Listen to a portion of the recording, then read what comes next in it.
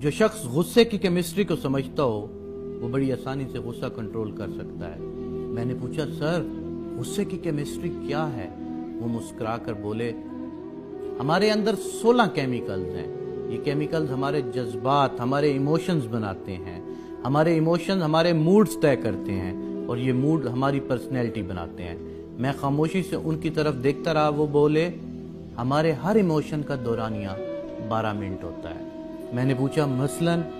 وہ بولے مثلاً غصہ ایک جذبہ ہے، یہ جذبہ کیمیکل ری ایکشن سے پیدا ہوتا ہے۔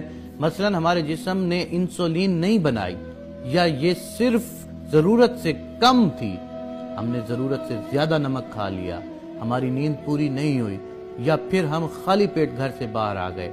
اس کا کیا نتیجہ نکلے گا؟ ہمارے اندر کیمیکل ری ایکشن ہوگا، یہ ری ایکشن ہمارے بلڈ پریشر بڑھا دے گا اور یہ بلڈ پریشر ہمارے اندر غصے کا جذبہ پیدا کر دے گا۔ ہم بھڑک اٹھیں گے لیکن ہماری یہ بھڑکن صرف 12 منٹ طویل ہوگی۔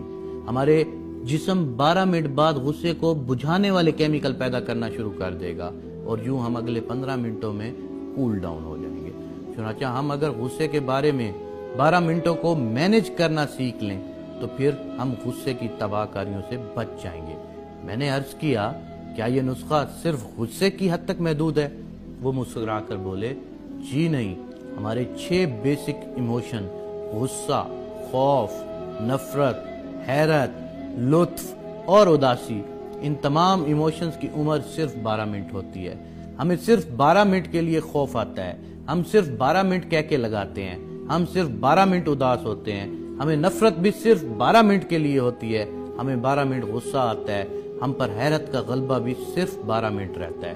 ہمارا جسم 12 منٹ بعد ہمارے ہر جذبے کو نارمل کر دیتا ہے۔ میں نے عرض کیا لیکن میں اکثر لوگوں کو سارا دن غصے، اداسی، نفرت اور خوف کے عالم میں دیکھتا ہوں، یہ سارا دن نارمل نہیں ہوتے۔ وہ مسکرا کر بولے آپ ان جذبوں کو آگ کی طرح دیکھیں، آپ کے سامنے آگ پڑی ہے، آپ اگر اس آگ پر تھوڑا سا تیل ڈالتے رہیں گے، آپ اگر اس پر خشک لکڑیاں رکھتے رہیں گے تو کیا ہوگا؟ یہ آگ پھیلتی چلی جائے گی، یہ بھڑکتی رہے گی۔ ہم میں سے زیادہ تر لوگ اپنے جذبات کو بجھانے کی بجائے ان پر تیل اور لکڑیاں ڈالتے رہتے ہیں۔ چنانچہ وہ جذبہ جس نے 12 منٹ میں نارمل ہونا تھا وہ 2-2، 3-3 دن تک وسیع ہو جاتا ہے۔ ہم اگر 2-2، 3-3 دن میں سے بھی نہ سنبھلیں تو وہ یہ جذبہ ہمارا طویل موڈ بن جاتا ہے اور یہ موڈ ہماری شخصیت، ہماری پرسنالٹی بن جاتا ہے۔ یوں لوگ ہمیں غسیل خان، اللہ دیتا اداس، ملک خوف زدہ، نفرت شاہ، میاں کہکا صاحب اور حیرت شاہ کہنا شروع کر دیتے ہیں۔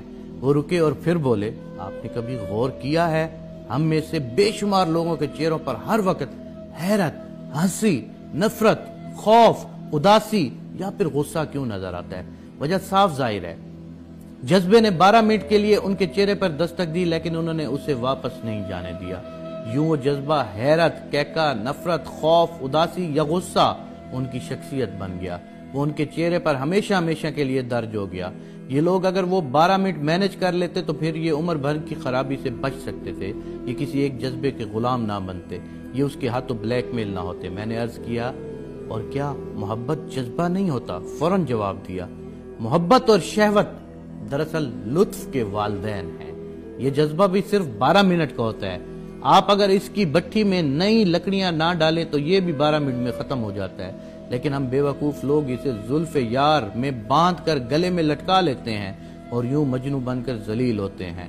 ہم انسان اگر اسی طرح شہوت کے 12 منٹ بھی گزار لیں تو ہم گناہ، جرم اور ذلت سے بچ جائیں گے، لیکن ہم یہ نہیں کر پاتے اور یوں ہم سنسار ہوتے ہیں، قتل ہوتے ہیں، جیلیں بھگتے ہیں، ذلیل ہوتے ہیں۔ ہم سب 12 منٹ کے قیدی ہیں۔ ہم اگر کسی نہ کسی طرح یہ قید گزار لے تو ہم لمبی قید سے بچ جاتے ہیں، ورنہ یہ 12 منٹ ہمیں کہیں کا نہیں چھوڑتے۔ میں نے ان سے عرض کیا آپ یہ 12 منٹ کیسے مینج کرتے ہیں؟ وہ مسکرا کر بولے میں نے ابھی آپ کے سامنے اس کا مظاہرہ کیا ہے۔